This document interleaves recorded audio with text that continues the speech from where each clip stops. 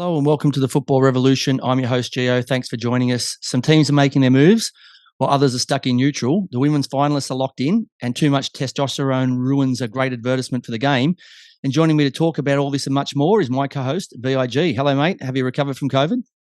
Good evening. Yes, fully recovered, ready to go.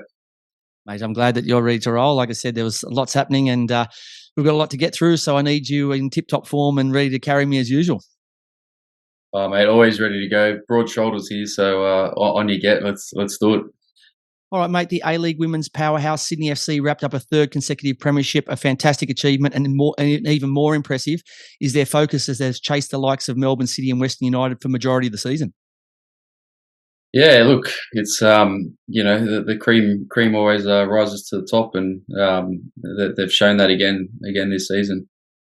Yeah, look, I think we were all talking about City and Western United in their debut season, and probably even for early on in the piece, Adelaide and maybe Victory. But Sydney have quietly gone about their business, and it goes to show why they are the champions 3 times in a row. So I think they'll take some beating, but we'll talk about that a little bit later in our footy's final segment. But from a league high to a league low, the ugly melee between Adelaide and Wanderers after a very entertaining game, which was ruined by the not necessary violence. Marcelo is a top player, a brave leader, and has an amazing career under his belt. We know he wants to win and do the best for his club, but this is not helping the league, mate. Lachlan Barr was also out of line, and then you get quality youngsters like Neuenhoff, who started the trouble. He's been in fantastic form, but that's a stupid foul, the grabbing and just unprofessional. And then Irakunda, he needs to just cool his heels a bit, because we've got 2 of the best young players in the league who are getting all the right headlines, getting themselves in trouble, and then you have Marcelo, who just seems like as great a leader as he is. He doesn't need any excuse to get in there and start playing wrestling. And, I know it was WrestleMania or whatever, 1,000,001 on the weekend, but he needs to just, calm the farm. And I think Lockie Barr also needs to realise that, if you go wrestling with the bear, you're not always going to come out on top. Mate, I think you've summed it up there. But yeah, look, it's a professional foul, yellow card in the first place. Neuenhoff, he knew exactly what he was doing. These things happen in football.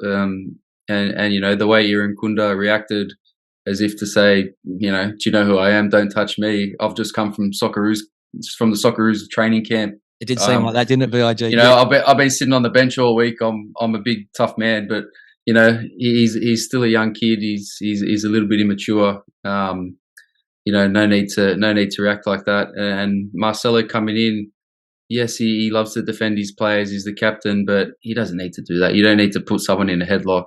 Not in a football match. Not at the end of the game like that as well. Like, what's the purpose of that? What are you getting out of it? Are you showing your player that you're sticking up for him? Great. There's other ways to do that, especially as a captain and a leader. And now you pay the consequences of missing a match next week, or missing a couple matches, I think now. So. Just not needed. It was a tremendous game. Both teams going at it. So some good footballs played, some lovely goals. It sort of puts a dampener on what was a good football match.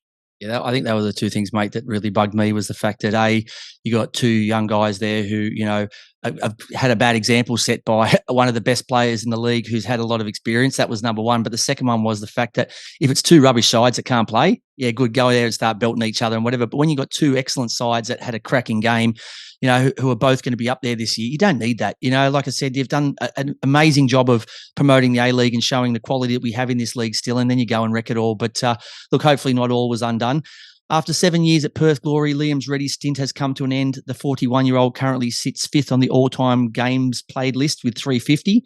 So his stellar career, is it over? Or is he? Do you see him still finding a home somewhere in the A-League? Obviously, they've got Cook, who's been in great form, but they've also signed Ollie Sales. So that means that he's probably going to get no game time, hence why they let him go. But can he offer something to somebody else, VIG, or do you think he'll maybe play NPL or go out a little bit quietly? Yeah, I'm not too sure. Look, he's been a tremendous servant of the game, especially here. I think he's probably almost played for every single A-League club in that 350 games that he's notched up. But I think he's definitely at the back, the back end, if not the very, very back end of his career. So be interesting to see if he goes somewhere. I don't know if he's still number one caliber. You look at the goalkeepers we have around the league, and a few of the good young goalkeepers coming through. I don't know if he wants to go and sit on a bench somewhere and be a role model, or help a younger goalkeeper. But it's hard to say at the moment. To see, it's up to him really to decide what he wants to do. But can't really see him being a number one at another club at the moment. All right, let me put you on the spot then. So take out the equation what he wants at this stage. If you're an A-League coach and you've got a good young keeper there, would you bring him in there if he was prepared to, help one of the young keepers out and bring him through? Would you take him in, or no? At this stage, you just go with looking for the future and look. He's been fantastic. He's done what he's done, but his day is done. Look, if he was prepared to take a bench role and be a role model to a younger goalkeeper, I don't see why not. He's had a tremendous career. He's got bundles of experience.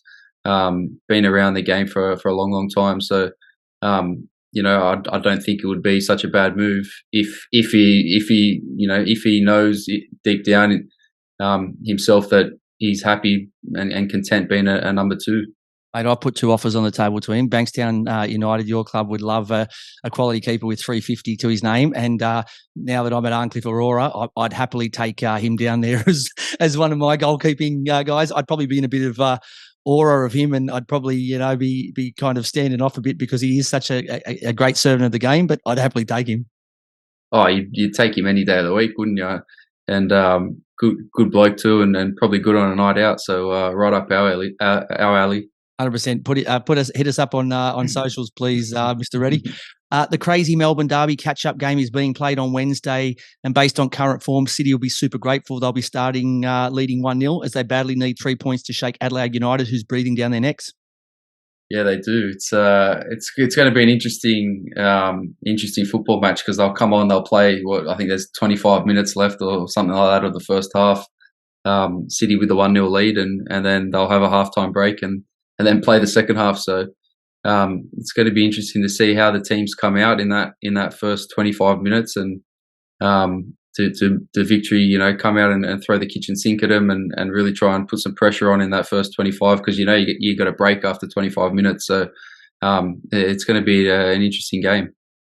Mate, for me, it's not really even football. It's more of a cross between the Stall Gift, where you have handicaps, and golf, where you get a handicap right. They're already starting with +1. So for me, this is strange. But Melbourne Victory's been in good form. They've had 2 good wins the last couple of weeks, so maybe they can still run them down. But we'll find out Wednesday evening. What are Network 10 doing? Are they trying to sabotage themselves? They pump up one of the crown jewels for their station. I get that. The Australian Grand Prix, watched by 131,000 people, and added former world champion Damon Hill to the broadcast team. They use some of the A-League hosts to help, whilst at the same time, Melbourne City, hosting the Jets a few kilometres away, can barely get 4,000 to the game. I'm just amazed at the lack of insight and planning. Mate, what they should have done, they should have dropped a pitch into the middle of Albert Park, and they should have played the A-League in between the F1 race. But yeah, I don't know. These things are scheduled well in advance. When the Australian Grand Prix is on.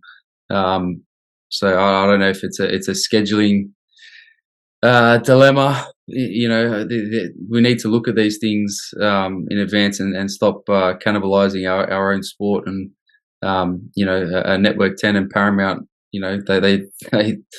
they should be working together to make this work on all ends and make it beneficial for all sports fans, I guess. And the F1's such a big event, and we saw the huge crowds down there, and Melbourne was buzzing all weekend. And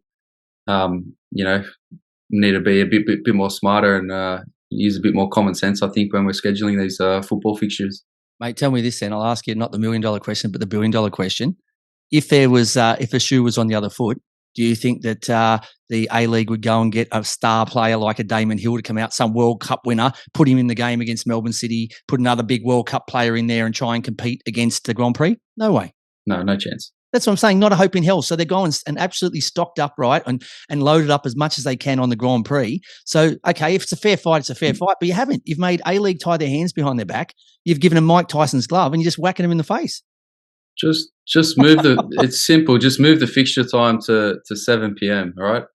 It's the race was almost over by about 5 or 6. You could have moved it to 6 p.m., 7 p.m. On Sunday night, and that's it. Happy days. All right, we're running a bit behind schedule, so I'll quickly brush through this. So Socceroos game 2 in Melbourne didn't go to plan as we were defeated 2-1 by Ecuador after leading 1-0 thanks to a Brandon Borrello goal. We did, however, give starts to the new breed: Gauchi, Borrello, Devlin, McGree, Metcalf and Deng. So for you, pass, fail?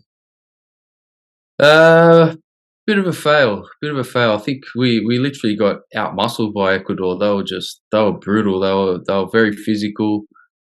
We gave as good as we got, but yeah, there were a few players. I thought Gauchi was good in goals. Tommy Deng probably didn't have the best of the games. Gave away a penalty and was a little sloppy with his passing, and a little bit slow. He got out muscled a few times. Going for the ball. So their striker up top was a bit of a handful. So yeah, look, it's always difficult in these friendly games. Yeah, we won the first game fairly comfortably, but we had 2 offside goals, and I think there was question marks over the goal that Borrello scored as well. Could have been called offside if there was VAR. So let's not get too ahead of ourselves, but it's good to give these guys opportunity to play for the Socceroos, and it's good to see the young guys coming up. I just feel we've got a lot of players that are very similar. I think like Riley McGree, Jackson Irvine, Connor Metcalf. They're all similar sort of players. They're not quite deep lying midfielders or eights, and they're not quite creative number 10s. They're sort of all second strikers. And playing, I don't think playing Metcalf on the wing did him any justice. I know he's been playing there for his Bundesliga 2 club, St. Pauli, but he just looked uncomfortable in that position. Not natural like a Tilio or a Matt Leckie. So yeah, I think there's still a lot of work to do, but it's all about giving these kids a bit of experience and a bit of exposure at international level.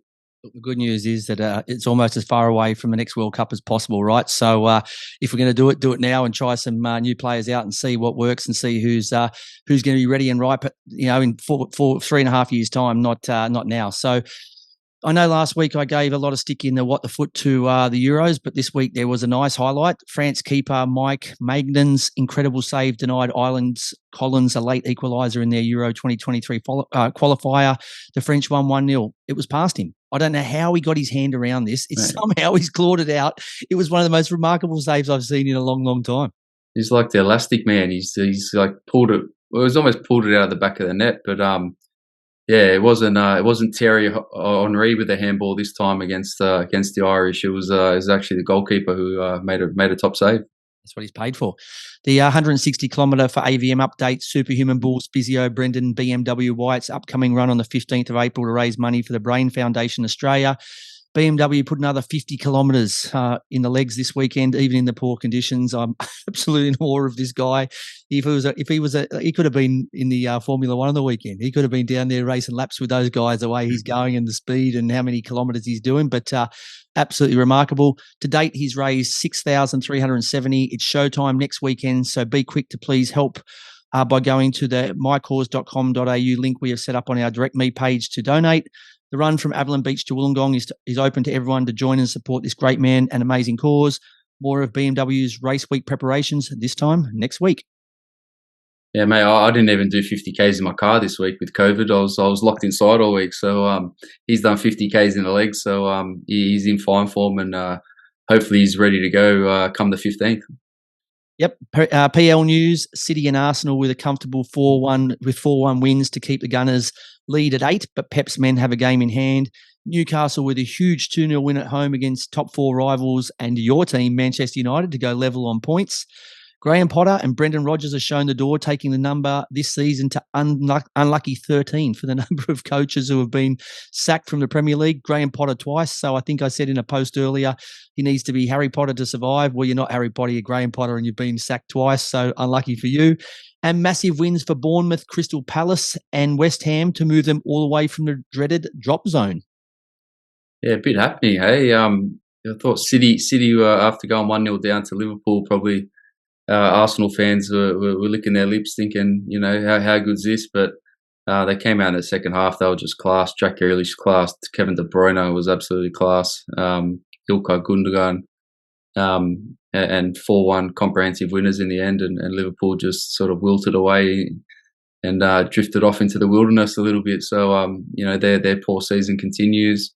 Arsenal clinical as well, to stay up top, but disappointing. I thought United, they just got outplayed in every facet of the game by Newcastle United. I think just the hunger and determination from Newcastle was just second to none. And when United don't turn up, sometimes they're they might as well send their wives out to play or something like that, because sometimes sometimes this season when they haven't shown up and their heads aren't there, they've been absolutely woeful. So disappointing as a Man United fan, but these things happen in football. But they've been a little inconsistent in that respect this year.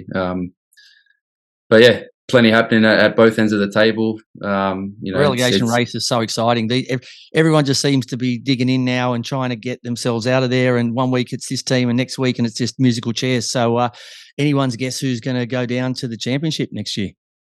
Yeah, but that's the league they've built now. It's so competitive all the way through, and there's not that much a gap between being relegated and surviving, and then surviving and making the top six and getting into European football. So it's just a big money league these days. They're attracting players.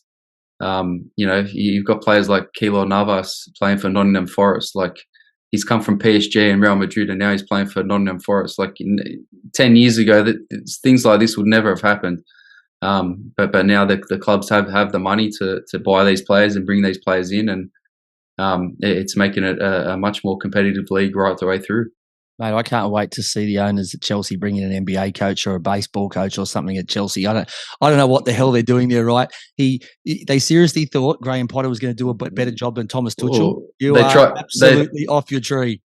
They got rid of the Tuchel and tried to bring in a wizard, but the wizard couldn't even do anything with those players. So, mate, look at the club that Tuchel's ended up in. They absolutely made a big mistake. I don't know if it was personal. I don't know what they didn't like about him, but the bloke's a great coach, and I think he was the man to take them forward. Instead, they've gone for Potter, and now they're back to square one. So, I'm not that I'm complaining being a Spurs fan. Bad luck, Chelsea, but. Lots to play for. No player escape room this week, but it's been replaced by footy finals footy that we're going to be talking about a little bit later in the show. We wrap up the final round, match day 20 of the A-League women's competition. Revolutionised Round-up of the week's men's games. Is there anything I didn't see? VIG. Yeah, I'm not sure if you saw this. We was talking last week how the Premier League were going to stop during Ramadan so players could break their fast, but there was a little naughty boy in the Nantes squad over the weekend. Jaoun Hajam. He's an Algerian defender, but he was dropped from the Nantes squad before their defeat to Rennes on Sunday after insisting on not breaking his Ramadan fast. His manager, Antoine Koumbari, said. So I think the manager's he's got his own rules saying that on match day, all players must break their fast before kickoff. And I heard he said you can't eat nuts. That's what he said. Oh God! So so he missed that, but it's a tough school and some tough rules to go by. But I think maybe League One needs to be a little bit more accommodating for these players. Especially given that there are so many of a Muslim background playing in League One and across France. So maybe they need to take a leaf out of the Premier League's book and allow players to break fast during the match. And I'm glad I missed it, because for me that's a red card. You're a clown, absolute goose. Yeah. You should have. The players need to do what they believe in and what they do, and you've got to help them and accommodate as best they can. And I wouldn't recommend to players not to eat or drink food before you go out and put your body through the ringer. But if that's what they choose to do, you got to find a way of helping them get through that. So, mate, you are a goose, absolute idiot. And if I'd known, he would have been my What the Foot of the Week, but I've got something else instead. So, moving on to our A-League women's wrap. So, Wellington's 99th minute equaliser at home gave Melbourne Victory a sleepless night, waiting to see if Canberra United could steal their final spot on Sunday. So, final score was 2-2. Another Hannah Keane double gave her team, Western United, a 2-1 win over the Wanderers and a chance to snatch the premiership if Sydney slipped up. It also gave the American sharpshooter the golden boot with 13 goals. A Gabriella Coleman goal allowed Perth Glory to end the season on a high with a 1-0 away win against Brisbane Roar to finish a respectable 6th, just 1 point outside the top 4. Double trouble as Sydney's Mackenzie Hawkesby and Courtney Vine both grab a brace, thumping Newcastle Jets 4-0 and handing their team a third consecutive premiership, 1 point ahead of an excellent and unfortunate Western United in their debut season. And goals galore as Canberra United's Milivojevic scored two late goals to snatch a 3-3 draw against Melbourne City. The result allowed City to sneak into the top four, but unfortunately Canberra missing finals football on goal difference. Yeah, what a game. 3-3 all in the end. Holly McNamara was brilliant. I think she grabbed the goal and 2 assists, and she's been called back up to the Matilda squad for the upcoming fixtures. I think they've got Scotland and England. So some big games there, and she's been out with ACL for almost 12 months. So good to see her back and in form going into this the next camp. But yeah, Canberra disappointing in the end. I said last week they had the steam train going and they had all the momentum, and yeah, just a shame they couldn't quite get over the line, and City held them out for the draw to sneak in, and I think Canberra ended up on equal points with victory, but behind on goal difference. So. And most certainly did. Just disappointing end to the season, but they can be hold their heads up high and be proud of what they've accomplished. Yeah, so a final look at the A-League women's table for the season. So Sydney FC first in the premiership, a third premiership on 40. Western United, amazing debut season, 1 point further back on 39. Melbourne City, who were in reverse for the second half of the season, in third on 30. And their Melbourne neighbours, who were also in reverse. I think they were both driving backwards together on 29, rounding up the top four. They had +7 goal difference, Melbourne Victory. Back in fifth on the same points as you said, on 29 was Canberra with +5. So they had a two goal worse goal difference. And a further point back was Perth Glory, who finished the season really well and were unfortunate not to sneak into the top four in finals football, but a good season for them anyway. Final note would be for me, I'm just happy that Canberra didn't miss finals and Sydney didn't claim the title as a result of the 3-point deduction. So I would have hated if that had come back and bitten Canberra and Sydney had won the title ahead of Western United because of that 3 points that shouldn't have been, but so I'm glad that what was meant to be was meant to be. So my weekly wrap has been replaced by a shout-out dedicating a weekly song to a team or player for their good or bad performance.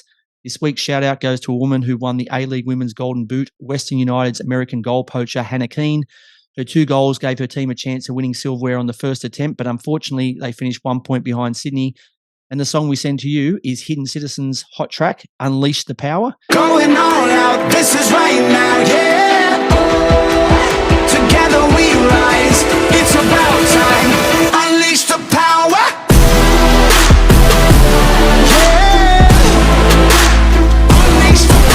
It's still an amazing effort from Hannah and her team. Hopefully you can go one better in the finals, and we wish you all the best. And the Hidden Citizens was not a crack at Melbourne City or Manchester City, one of your rivals. It's just a track that I thought would really fit what you've done this year, and it's been an amazing signing by Western United, and she's been one of the stars of the Women's A-League.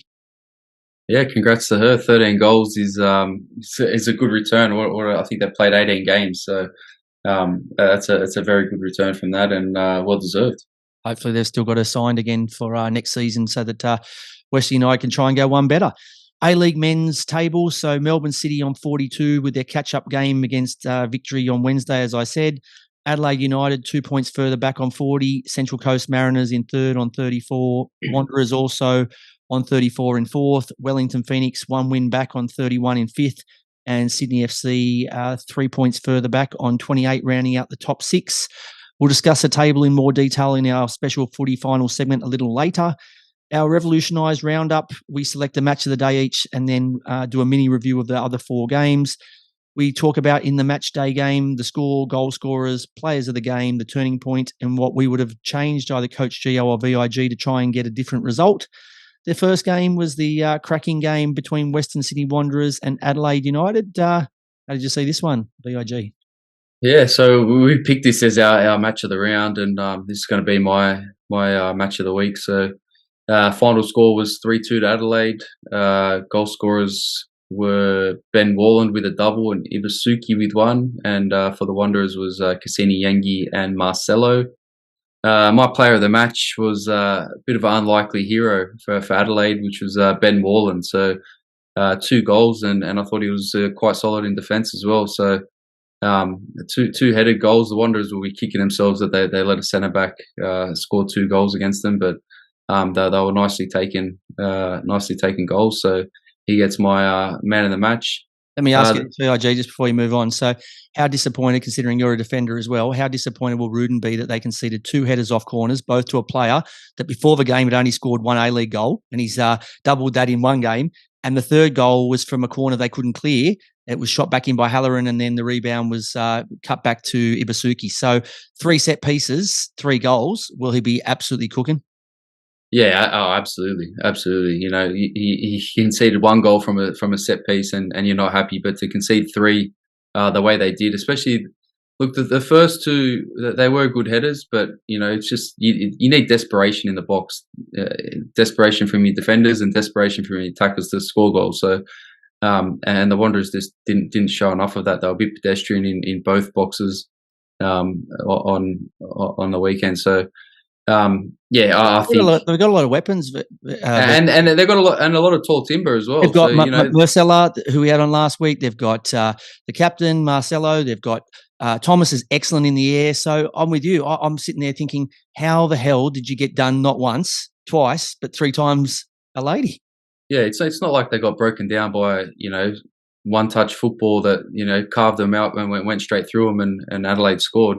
All set pieces. The third goal, disappointing for me because Lawrence Thomas makes a tremendous save down to his right. And, you know, that shot's going in the back of the net. He saves that and there's 2-3 defenders just standing around, you know, watching the ball and the ball gets put back in and Ibasuki taps it home. So, like I said, just no desperation in the box from a defensive aspect and in the attacking third as well. So the turning point for you? Yeah, turning point. I guess not so much of a turning point, but the third goal for Adelaide. So that first the first 10 minutes after half time, Adelaide go 2-1 up and then they go 3-1 up, and I know the Wanderers got a goal back fairly quickly. I think 5 minutes after, but you know, 3-1 up, the game's almost dead there. To come back from that. You know, you've got to score 3 goals to win the match in the second half. So that was the turning point for me. I think that third goal just pretty much killed the game off, and you saw the Wanderers players sort of a little bit dejected after that went in. And I guess what I would have changed, it's easy to say now, but when the Wanderers got it back to 3-2, I think you need to roll the dice a little bit. I think I would have kept Yengi on. He did a straight swap for Leuni, who came on the wing. I would have brought Leuni on and maybe another 1 or 2 subs at the same time. I would have pushed Yengi up top, made it a 2 up top, and you know, given him a bit more going forward. I think an extra man up top would have done him the world of good. It may have left them a little bit exposed at the end, but you're chasing the game at that stage, and at 3-2, it's a game that you can't afford to lose, especially in the context of where they're going to finish in the end of the season, and they've let Adelaide get away from them a little bit now. And you know, Adelaide got the box seat to finish in that top 2 now, and even put some pressure on Melbourne City to go top. Yeah, look, excellent from Adelaide, and still a quality performance from the Wanderers. And you know, hopefully, if there's those sorts of teams still around towards the end of the season, then we'll have plenty more quality games as we head into the end of the season. But the first of the Saturday games was the Wellington Phoenix at home to Melbourne Victory. The final score here was 2-1 to the visitors. A stunning display from keeper Paul Izzo allowed possession-star Victory to sting the Phoenix in Wellington. Even returning star striker Oscar Zawada's 12th of the season was not enough. Also a record 11th consecutive match with a goal involvement for the classy Polish import. Back-to-back wins moved Melbourne from the foot of the table, finally. Yeah, finally. They've jumped, I think, Brisbane Roar down the bottom now. So the Roar are on 23 and they're on 24. So you'd be happy, your man Oscar Zawada back on the score sheet. You know, so he's lethal up top, but still couldn't do enough to get the points for Wellington. He's a joy, and now, like I said, he's got even more to play for. He's got little Leo in his corner as well, his newborn son. So lots to look forward to for him for the remainder of the season. The next of the Saturday games was the Central Coast Mariners hoping to bounce back at home to the Brisbane Roar. What happened here? Bounce back. They did indeed. They ran away 4-1 winners. Goals to Marco Tullio, Josh Nisbet, an own goal to Jordan Holmes, which really has to go down to Max Ballard. Those goals, great header, bounces off, and then comes off the back of the keeper and goes into the back of the net. So unless Holmes evaporated into thin air, I don't know what was supposed to happen. I'm giving it to Ballard. Give him the goal. Yep.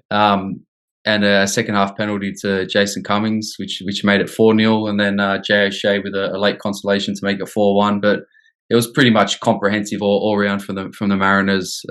They just blew Brisbane off the park in that first half. I think it was the first 30 minutes they were 3-0 up, playing some good football as well. So I don't know where to here from Brisbane. It's the same story every year.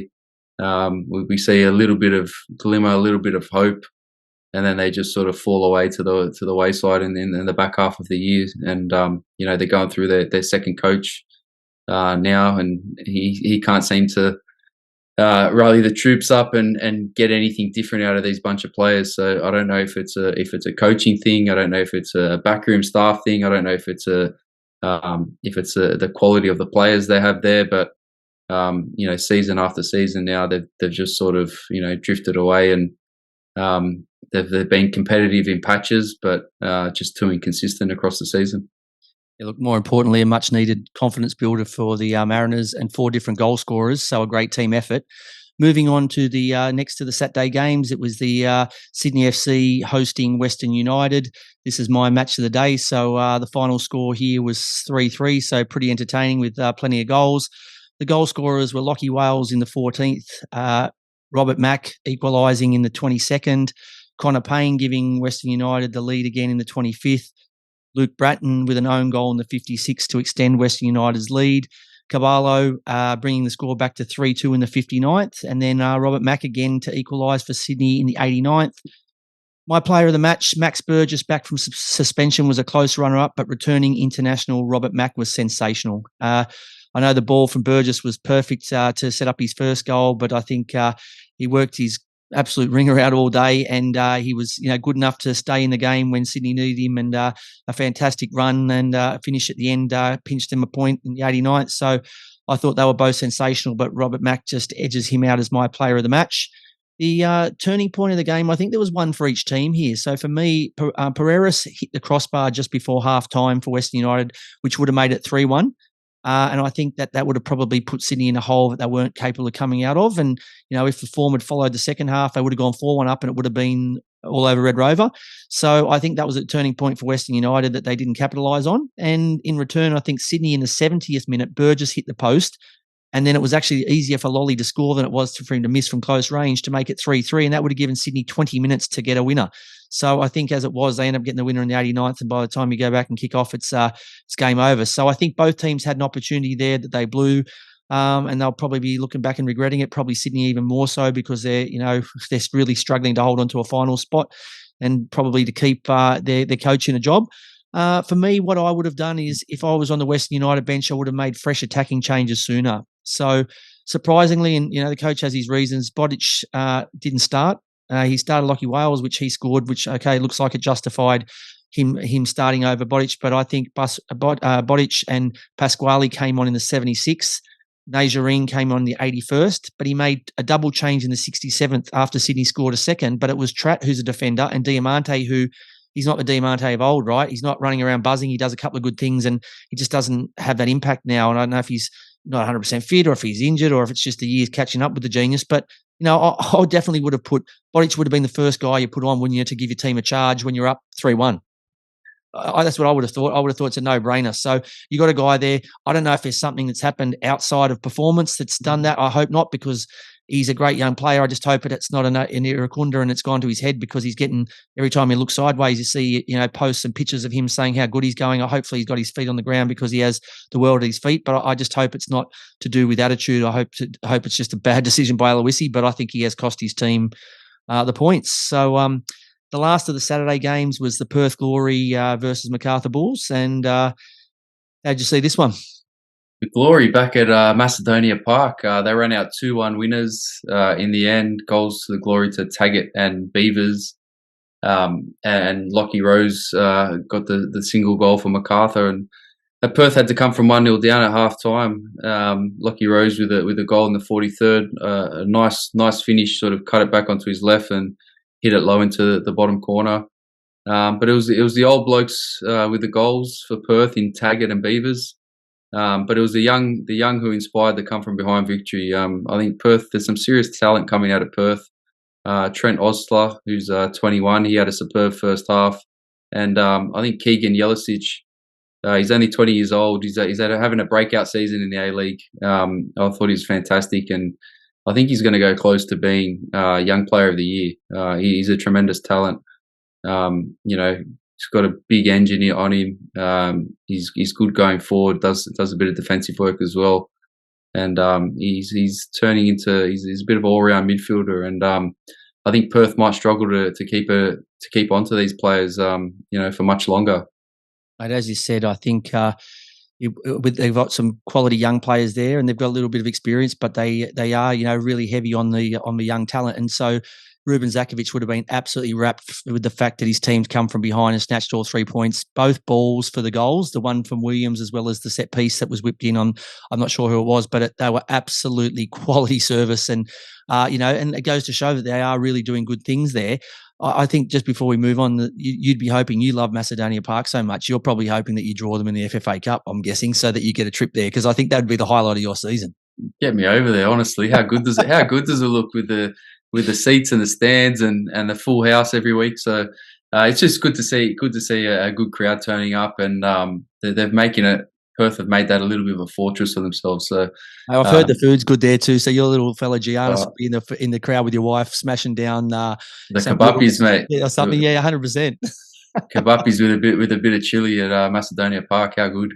And the last game of the round, and the only Sunday game, which makes total sense because it clashed with the Australian Grand Prix. So that's like a dead man walking. But final score was 1-1. Captain Jamison sees red as his inconsistent Melbourne City needs a late first ever A-League goal from Max Caputo to rescue a point from a devastated Newcastle Jets, who were just a few minutes away from a great away win that would have taken them to equal 6 with Sydney FC. So how did you see the Jamo red card? Yeah, look, two yellows. Unfortunate, but he should know better than that. He's an experienced player. He's the captain of the team. These things happen, but they got out of jail, Melbourne City, because they weren't at the races. They weren't at, I don't know which races they were at. They might have all been at the F1 or, but they definitely didn't rock up ready to play. So. That late goal from Max Caputo, I think he's the youngest ever goal scorer for the club, could prove vital in the end, and go a long way in actually winning the title. I think they're only 2 points ahead of Adelaide at the moment. They've got the game in hand on Wednesday night where they're 1-0 up, but it's going to be interesting couple of games leading into the finals. I'm going to hand out an award here I hadn't even prepared for, but I don't think there is a team in the competition that butchers as many chances as Newcastle Jets. When you're talking about, are they at the races? If they're at the Newcastle races, they could bet on every favourite and still get rolled and end up with no money at the end of the day. I've never seen a team create so many good chances. And I'm not talking about they're unlucky where defender puts in a good challenge or a good save or they hit the post. I'm talking they kick the ground like they need to go get a sand bucket and fill it in, and it goes out for a goal kick, but close to the corner flag, or it goes flying over the bar.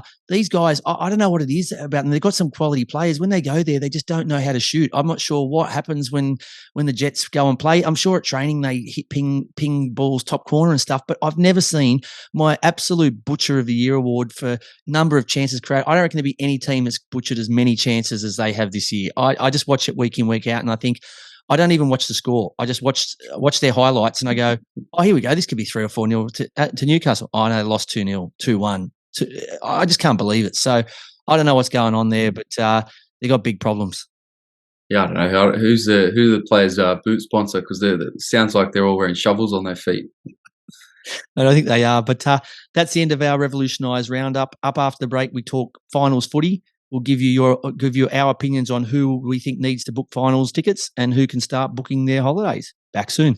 You're listening to the Football Revolution. Welcome back to the show. Without anyone in the players' escape room this week, the players are just too busy. We've decided to do our footy finals segment, a special segment where we'll talk about the final series, the upcoming final series for the Women's League, as well as with 4 rounds to play of the Men's League. Who do we think will make up the top 6? But let's start VIG firstly with the Women's. So there's a week break, so the women all get a week off. They get a nice chance to get ready for the knockout series and push for some silverware. So the first semi-final will be between 1 and 2, which will be Sydney FC up against Western United. Who do you like here?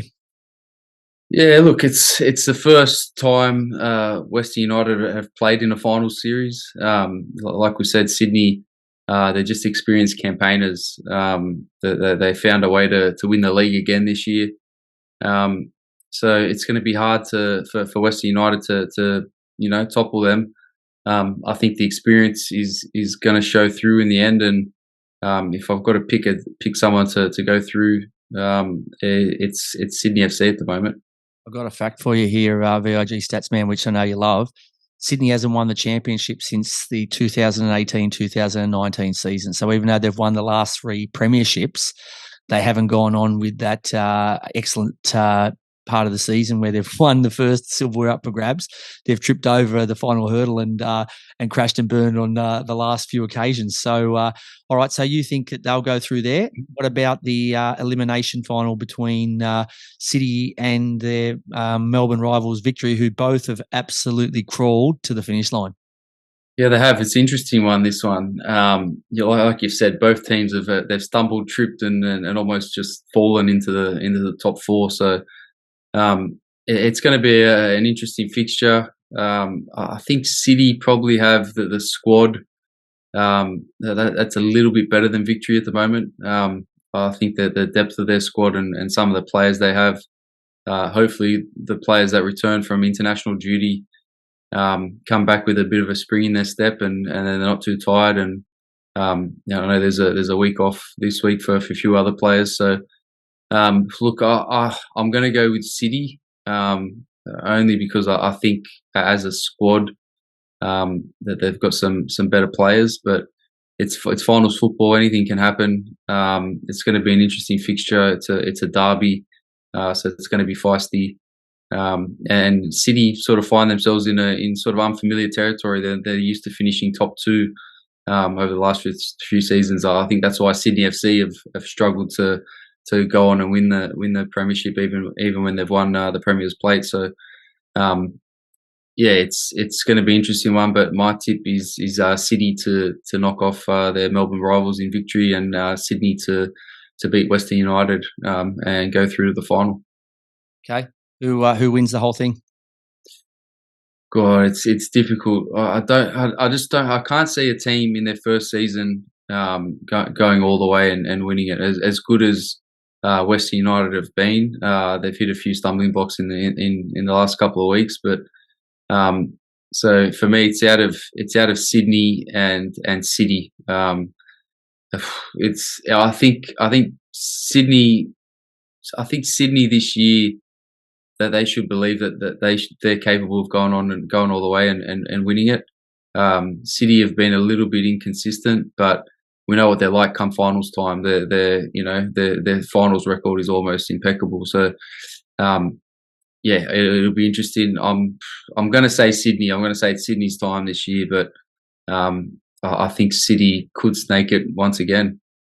Well, I'm going to swim against you. So the grand final, like we said, is on the 30th of April. I think Western United have been excellent this year. I know it's their first year, but I think that they can get through to a final.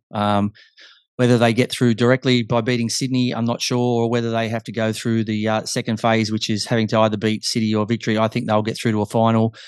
I'd love to see them based on the season they've had. They fell just short, 1 point short in winning the Premier's Plate, but I'd love to see them at least get something for this amazing season they've had. So, I don't know if they've got enough gas, but I think they'll get to the big dance. If I had to put money on it, I'd probably say Sydney, but I'll be cheering Western United on to square the ledger and take one piece of silverware each, because they were probably the best 2 teams throughout the whole year.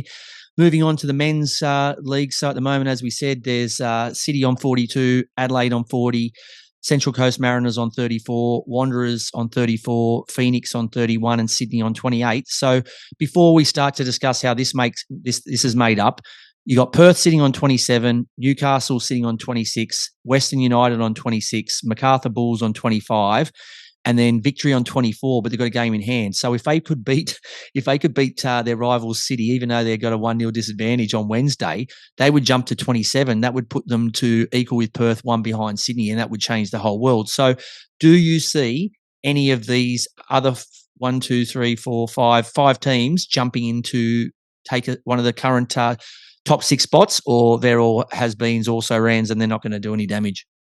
Honestly, when you put it like that, when you list the teams out and you look at the points that they've all got, I think it would be naive to say that none of these teams can make the top 6. I think there's some very good chance that one of them is going to. I'm not sure we either any of those teams can catch Wellington, but Sydney FC are looking over their shoulder. They left the door a little bit ajar with not getting the 3 points against Western United on the weekend. So they've got teams breathing down their neck. It would be a crazy dynamic if Victory could come from 1-0 down and beat Melbourne City and jump to 27. That would mean that Adelaide United are still only 2 points behind City at the top of the league. And I reckon that hands Adelaide the title. That's my opinion. Honestly, if Victory can scrape that if they can do something magic on Wednesday night and turn that around and get a 2-1 win, that would just absolutely blow the league wide open. It would put them back in the frame for top 6 and a very good chance of making the top 6. And like you said, maybe that puts Adelaide in the box seat to go number 1 and win the Premier's Plate. So there's a lot to play for. But all those teams behind Sydney, Perth, Newcastle, Western United, Macarthur, and Victory, they'll all be looking at the table saying, there's 4 games to go. If we win 3 out of those 4 games, we give ourselves a really good opportunity of making the top 6. I'll put my. Are you putting your line through a few? Yeah, I'm going to say I told you, the king of the butchers. So Newcastle, who create more chances than anyone else and can't hit the side of a barn. I'm going to put a rule through them. I'll put a line through them too. I'm saying I'll put a line through Newcastle Jets after round 2. Macarthur Bulls, yeah, I know you did, but Macarthur Bulls have been saying every week, if we win this week, and everyone else keeps tripping over and they still can't take advantage. I haven't seen enough from them this year. I didn't like the way they were playing at the start of the year. I don't like the way they're playing under Millet, and then you lose their best player, Uli, and then you're chasing your tails. So for me, I'd put 1 through Bulls. I'd put 1 through Newcastle.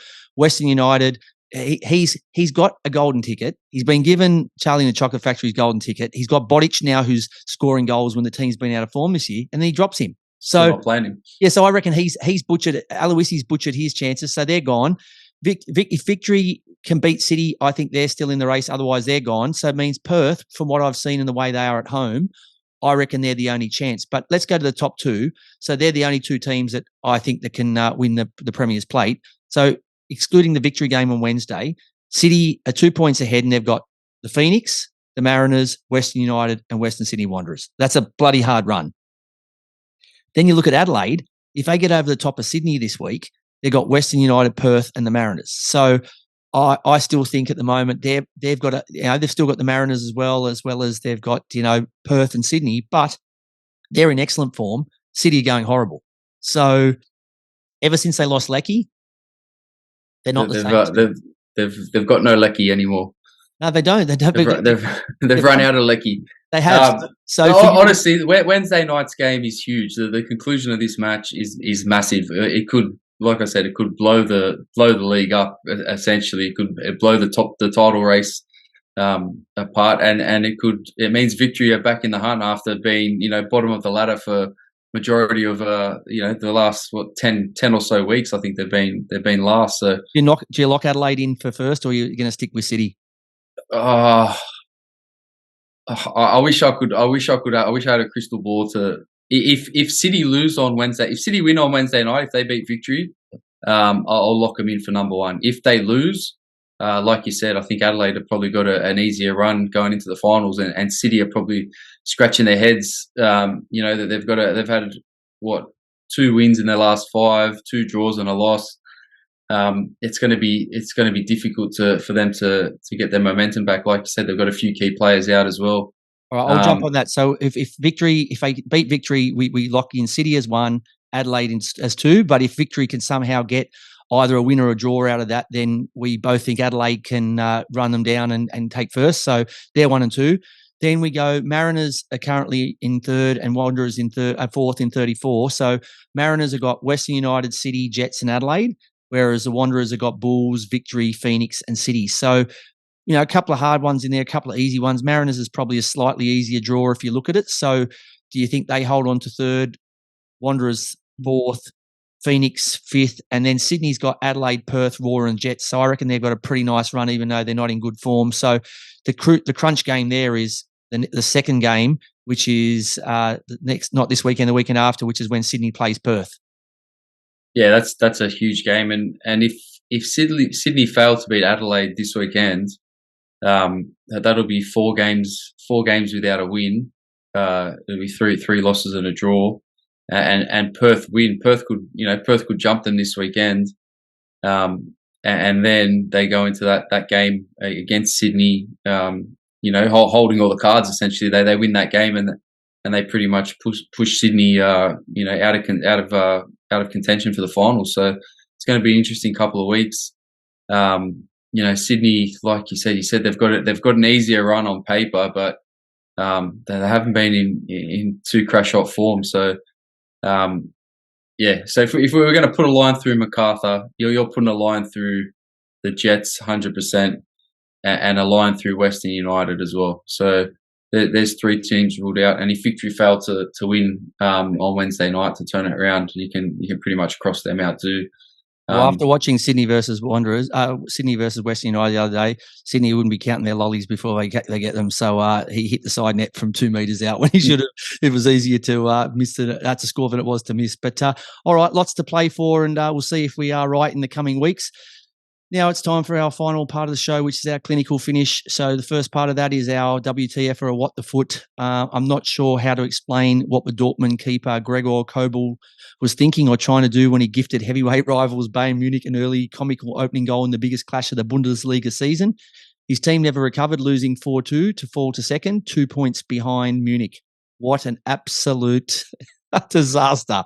If you're a Dortmund fan, you're absolutely kicking yourself because finally, normally by this time of the year, Bayern are already 10 points clear in the league, and they're cruising away to victory, drinking, few steins on the way. But it's disappointing for Dortmund. A win could have extended their lead at the top, but now they go 2 points behind. And they've got Union Berlin hot on their heels as well. I think they're only another point or 2 points behind them. So you can't gift a goal like that to the German champions. They're the record champions. They've won the league the most amount of times.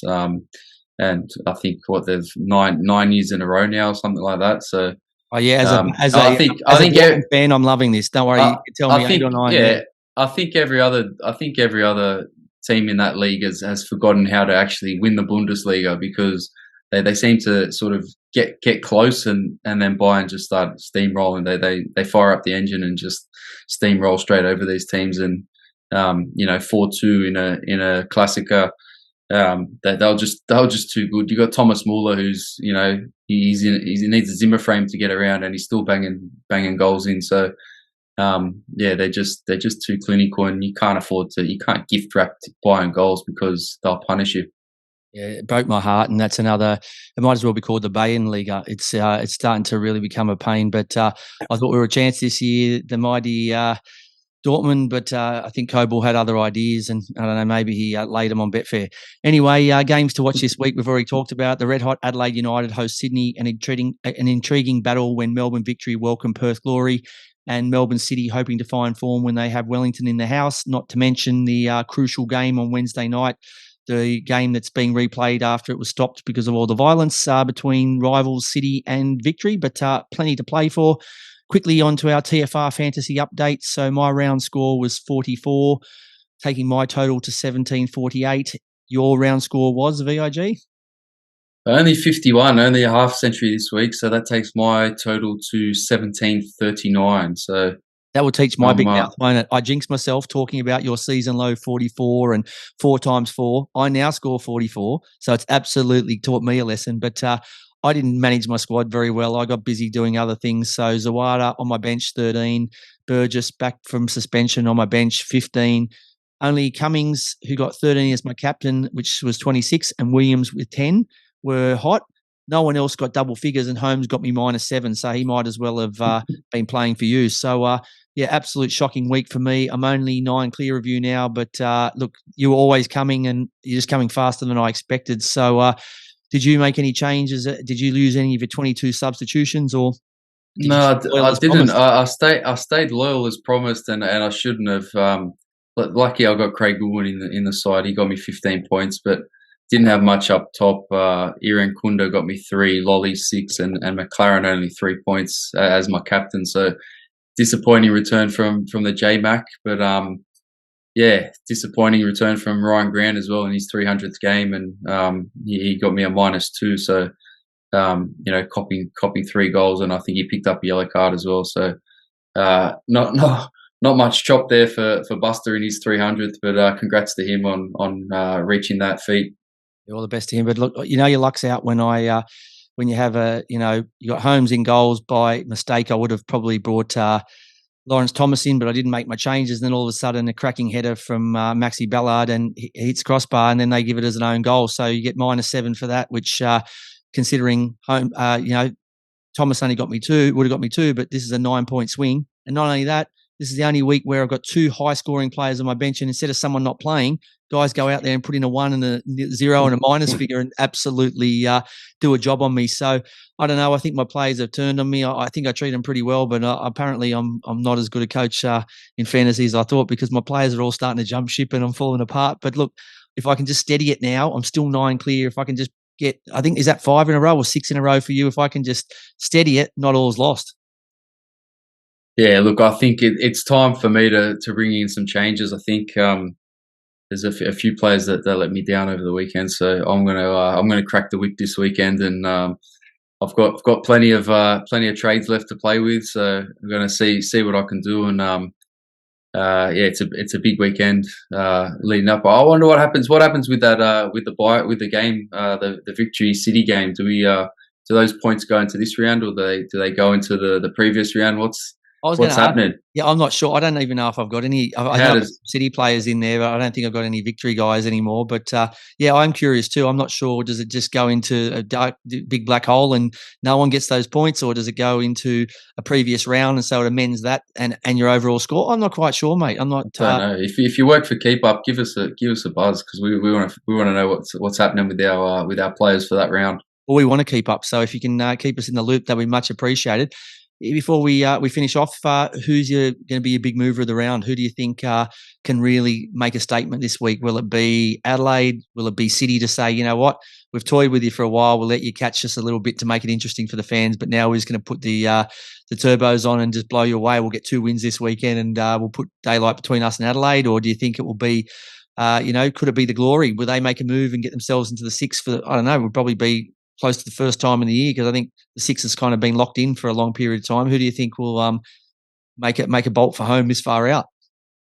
Well, I'm going to throw a spanner in the works, because I'd love for this to happen, right? I'd love for Victory to come from behind and win on Wednesday night, and then I'd love for Victory to beat Glory on the weekend. So they could, if Adelaide beat Sydney, or Sydney failed to win there, and the Victory get 6 points from this weekend, they could go into the top 6. That'd be massive.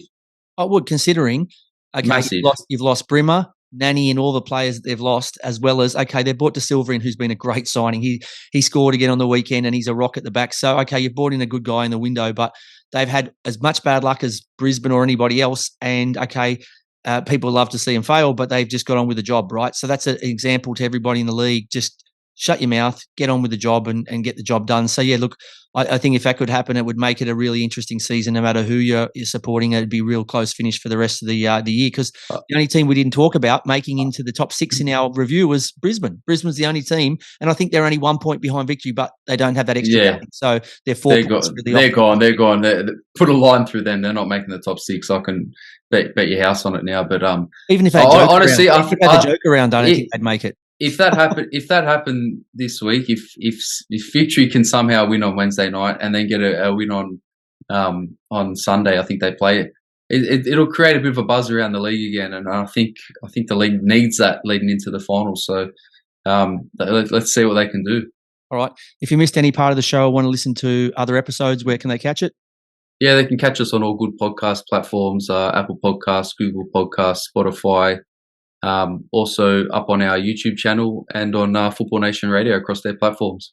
Bravo. So plenty of men's action coming our way, and the women's finalists get the week off. Please get behind B&W in his 160-kilometre for AVM quest by donating with less than 2 weeks to go. And we hope you enjoyed the show even half as much as we enjoy bringing it to you. We look forward to your company again next Tuesday. And until then, as we say, rise up and join the football revolution. Have a great week. Catch you then.